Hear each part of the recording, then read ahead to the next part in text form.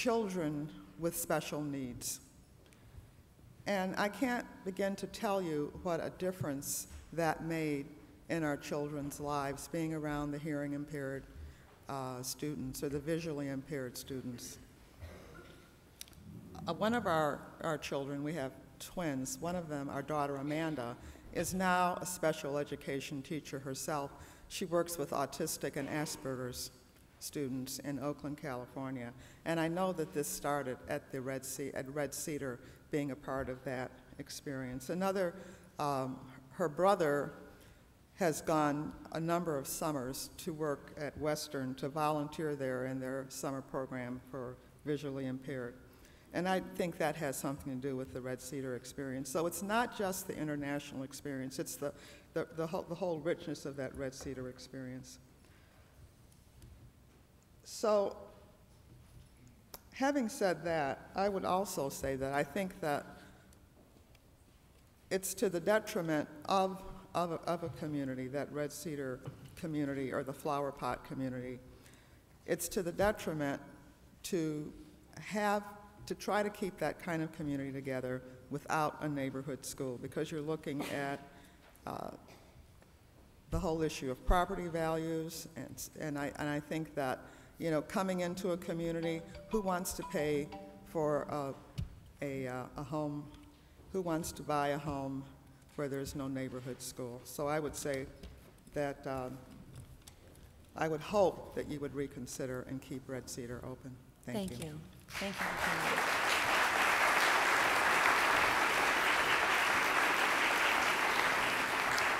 Opal Wong, Scott Carney, and Vicki Bololi. Hi, Opal. Hi. Opal Wong. I live at 1841 North Harrison, and so that's Pinecrest, and my children went there. Both of them are 50 and 53 and really had a great experience. I have worked in every school except Glen Curran, but I have friends I taught with and the secretary, and I just feel so close to each of these schools, so I understand when people talk about their school. I was there for their open house at Glen Curran. One of the gals said, "This is the 4th generation.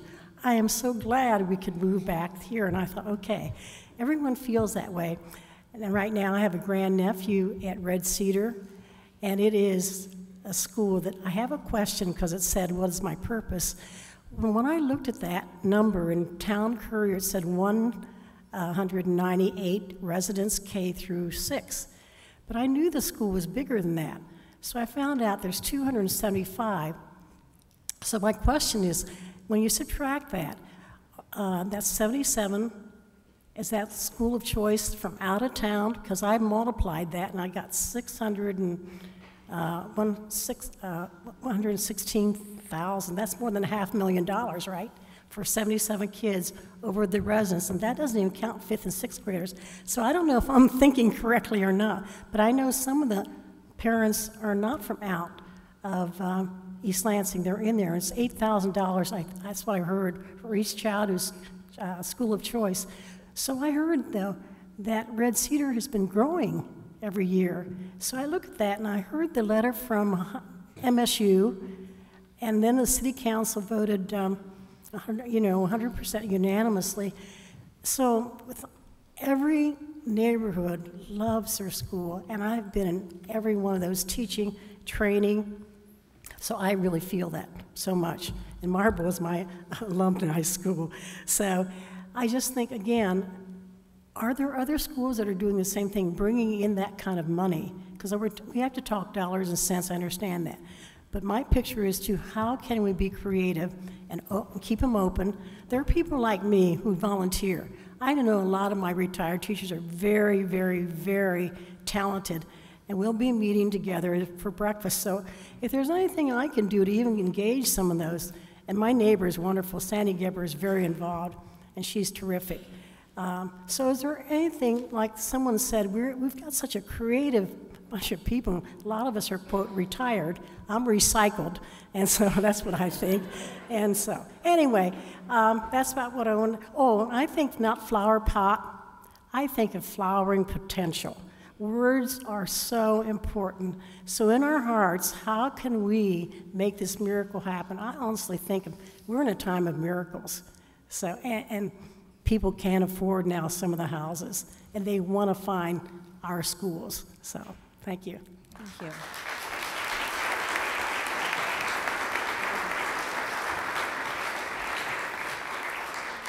Scott Carney. Scott here.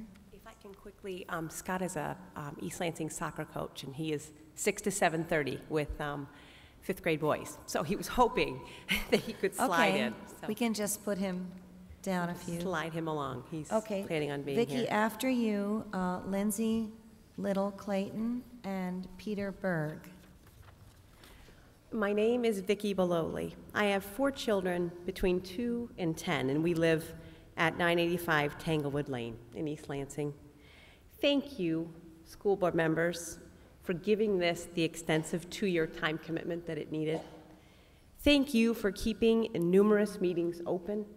There are real and recent instances in Michigan, like Charlevoix Public Schools, who hastily made decisions behind closed doors. So thank you.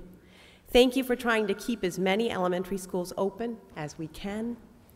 Thank you for being invested by keeping every school purposeful and occupied in some way. Thank you for recognizing that keeping diversity of economic means, color, race, and family choices in our school is critical. It doesn't happen at only one school, yet across the entire district.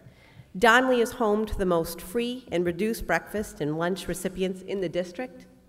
My children have attended school with students they call friends from Brazil, Venezuela, South Korea, Japan, China, Iran, Afghanistan, Iraq, India, Pakistan, and many, many other countries alongside biracial families and families with same-sex parents that mean a great deal to my family. My personal family structure is not among the majority. It too is a beautiful gem in our district. Our choice to reconfigure will enrich our classrooms, and every school will have a great blend of our East Lansing families. Thank you, school board members, for keeping focus by approving the resolution on the table. Please charge our families to walk to our schools and who are physically able, and to invest in their new schools. It will keep East Lansing unique, and unlike typical schools that encourage suburban disconnect and sprawl, we will continue to attract quality families. Please move forward. We will heal and we will band together again.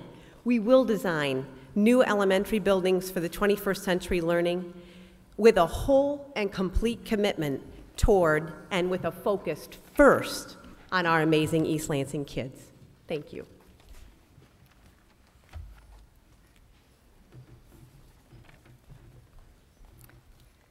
Lindsay Little Clayton, followed by, thank you, Peter Berg and Dennis Blankenship. Good evening. My name is Lindsay Little Clayton. I live at 1860 Northgate Drive. I'm here to support the proposal this evening. I had not planned on speaking publicly, but in light of the hostility during last week's meeting, I feel I have no choice but to do so. This issue is not about race or class. It's about physically improving our schools while dealing with limited resources and finding support in the community to do so. This issue is about who chooses to invest in our community through home ownership or renting. Residents who pay the millage do matter and should be considered. We are not bullying by reminding you of that. This being said, I'm also the mother of a transracially adopted child. My husband Josh and I chose to stay in East Lansing after college, in part because of the diversity of this community. Our son Ivan attends Donley Elementary School. Donley has the largest number of children on free and reduced lunch, clearly the largest vulnerable population in the city, and the largest number of children of color. For those supporting the misconception that this is a racial justice or class issue, to imply that Red Cedar is the only school for children of color or imply that the rest of our elementary schools are white, homogeneous environments is both wrong and offensive. All you have to do is look at the students and read the names on the lockers, and it's obvious. East Lansing schools are home to a broad range of children from all types of races, cultures, and family backgrounds. This is not a characteristic of just one unique school. I would like to close by reminding you of a group of White Hills students who raised the money to travel to Taipei, Taiwan, and stay with Taiwanese families for a week as 6th, 5th, and 4th graders. I was one of these students. I traveled with other White Hill students, teachers,